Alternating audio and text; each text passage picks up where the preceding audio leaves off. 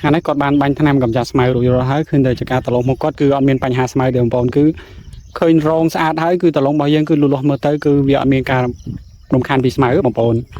អត់មានការរំខានពីស្មៅគឺយើងចំណេញរឿង3បងប្អូនរឿងទី1ហ្នឹងគឺ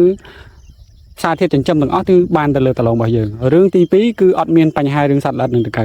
រឿងទី3តឡងរបស់យើងគឺអត់ងាយឆ្លងជំងឺទេហើយសម្រាប់ខាងនេះវិញខាងស្ដាំដៃខ្ញុំនេះគឺស្មៅដុះណែនពេញចការតែម្ដងចឹងស្ថានភាពតឡងនេះគឺមករឿងទាំង3បងប្អូនរឿងទី1ហ្នឹងគឺតឡងរបស់យើងគឺអត់បានសារធាតុចិញ្ចឹមច្រើនគ្រប់គ្រាន់ទេដែលស្អីស្មៅច្រើនបែបនេះគឺវាបឺតយកអស់ហើយបងប្អូនវាបឺតច្រើនជាងតឡងយើងទៀតរឿងទី2ហ្នឹងគឺសត្វល្អិតនឹងតកៅនឹងមកហើយរឿងទី3ហ្នឹងគឺតឡងរបស់យើងងាយឆ្លងជំងឺបងប្អូនចឹងបញ្ហានេះគឺត្រូវតែការកម្ចាត់ចេញ